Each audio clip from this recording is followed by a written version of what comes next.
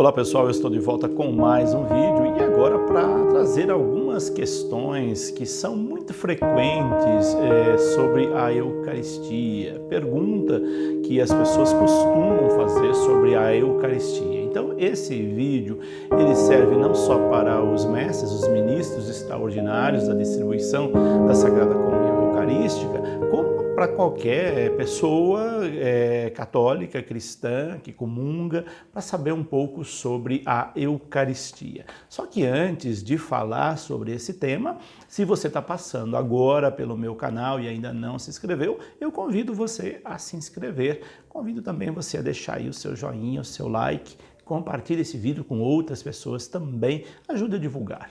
Vamos lá então com o tema questões frequentes sobre a Eucaristia.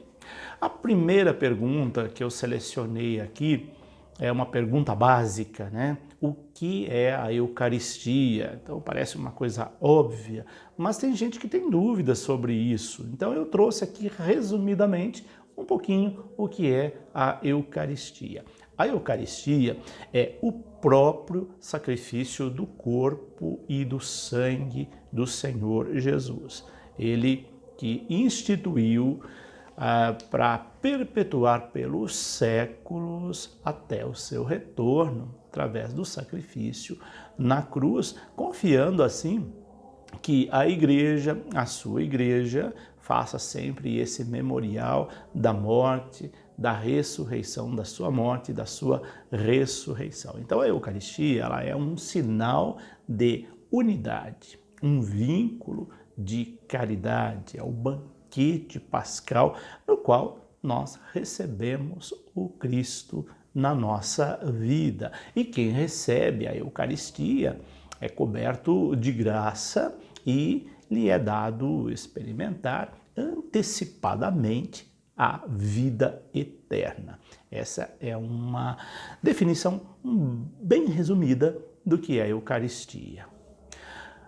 Uma outra pergunta: como Jesus está presente na Eucaristia?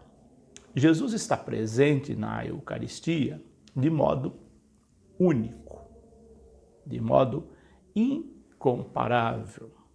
Ele está presente com efeito de modo verdadeiro, real, substancial. Então, com o seu corpo e sangue, ele está presente na Eucaristia e também com alma e divindade. Nela está presente, portanto, o modo sacramental, ou seja, sob as espécies da Eucaristia, do pão e do vinho. Cristo, então, ele está por completo na Eucaristia. É Deus e homem presente na Eucaristia. Outra pergunta: a fração do pão divide Cristo?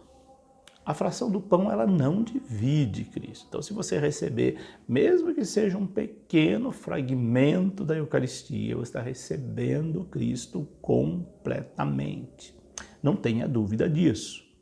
Então, ele está presente todo, por inteiro, em cada espécie eucarística e em cada uma das partes das espécies, seja no pão, seja no vinho consagrado.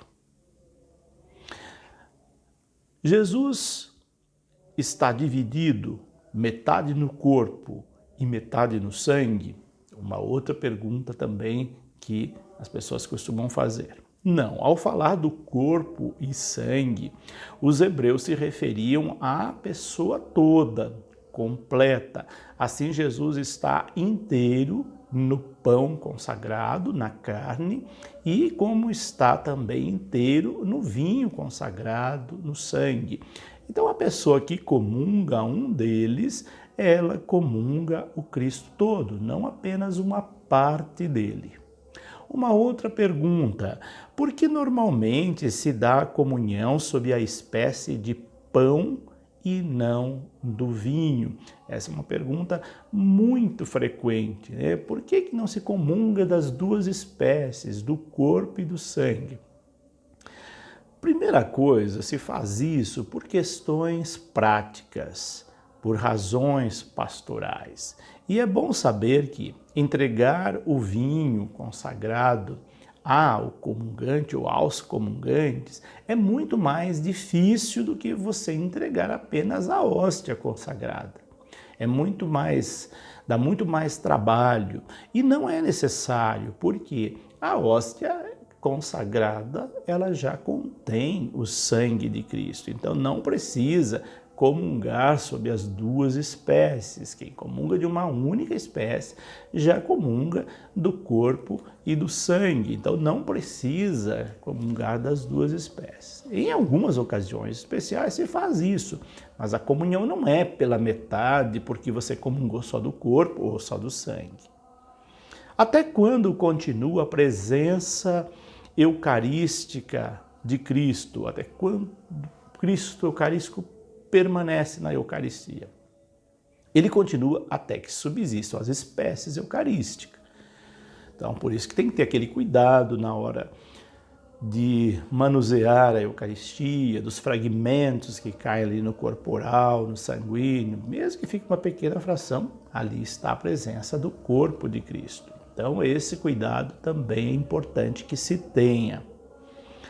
Quando a igreja exige que se participe da missa, a igreja pede aos fiéis para participar da Santa Missa ou do culto dominical todo domingo e nas festas de preceito.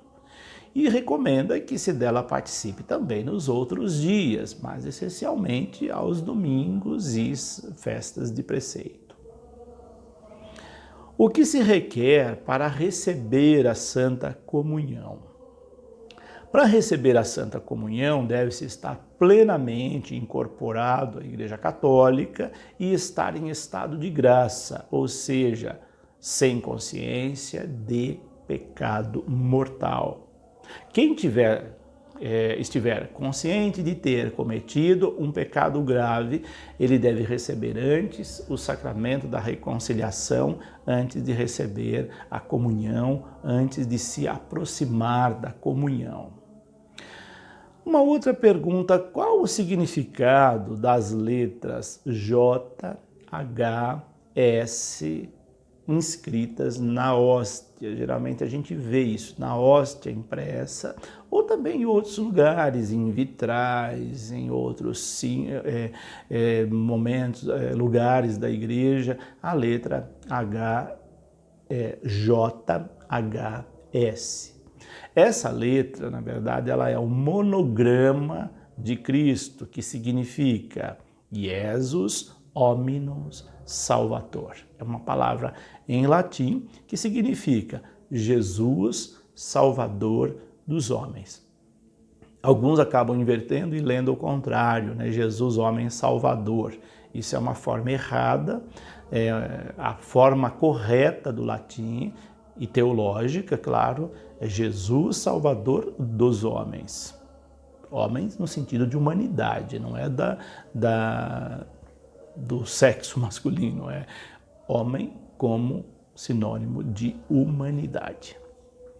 E o que significa o XP, que aparece também em algumas hóstias, aparece também no nosso símbolo da congregação passionista.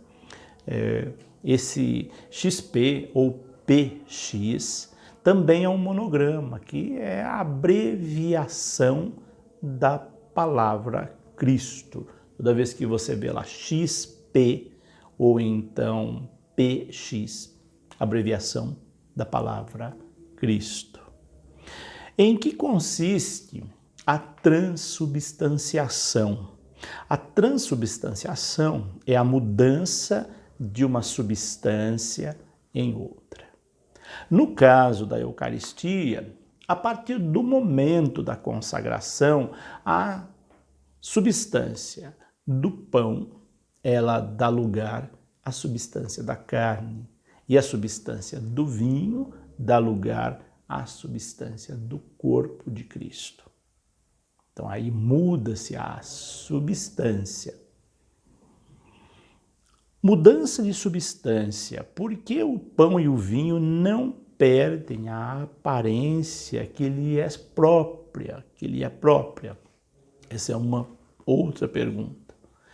Então você não vai ver lá sobre o altar um pedaço de carne e sangue literal. Você vai continuar vendo sobre o altar a partícula, o pão e o vinho. Porque o que muda é a substância. Aquilo que a gente vê é o acidente, aquilo que os olhos veem. A transubstanciação, ela faz com que a gente veja com o olhar do coração, e não com o olhar da razão. Então, os olhos do corpo vão enxergar ali pão e vinho.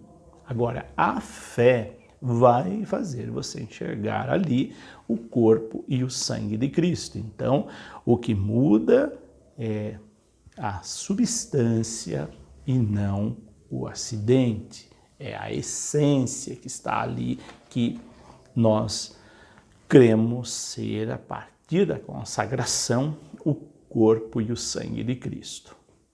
Uma outra pergunta: a missa do sábado vale para o domingo? Sim, se for a missa da parte da tarde.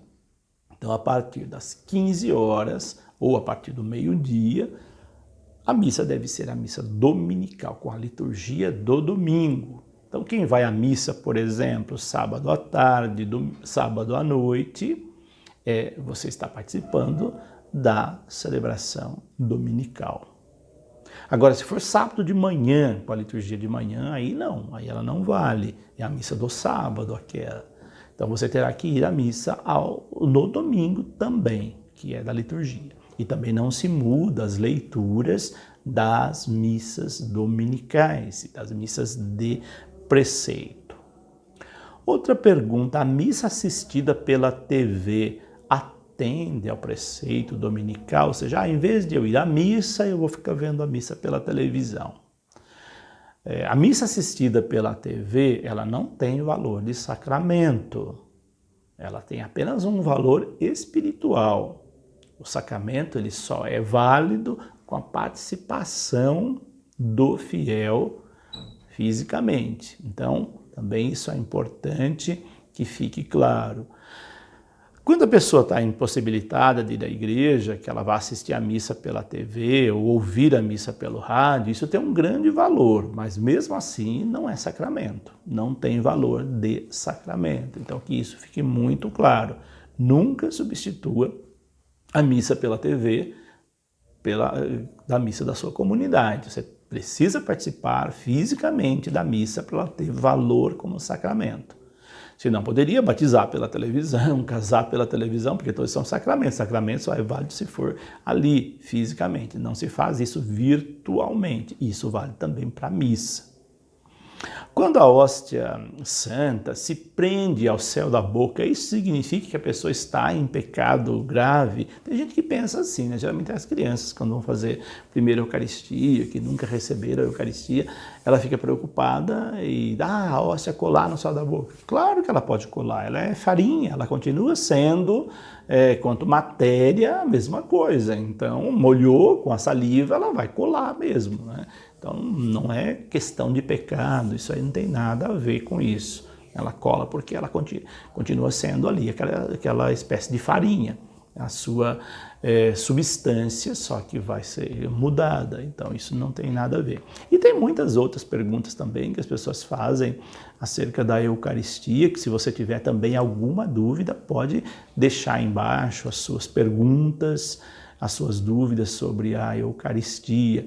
E aqui eu quero lembrar também, por isso que não é bom a gente dar partículas para as crianças na sacristia que não fizeram a primeira comunhão, para que ela não confunda, porque depois ela pode gerar uma confusão na cabeça dela, achando que aquilo, depois ela não vai ver o mistério da Eucaristia. Então evite dar, depois da missa, partícula para as crianças. É claro que a gente fica com pena quando a criança chega, pede e acabamos dando, né? Mas isso não é legal. É bom que os pais orientem as crianças para não pedir, deixá-la fazer a catequese primeiro, receber a primeira Eucaristia, saber o valor da Eucaristia, para evitar esse tipo de procedimento de a criança ir lá buscar uma hóstia sem consagrar, porque ela via os pais comungando. Isso acaba gerando uma confusão na cabeça da criança.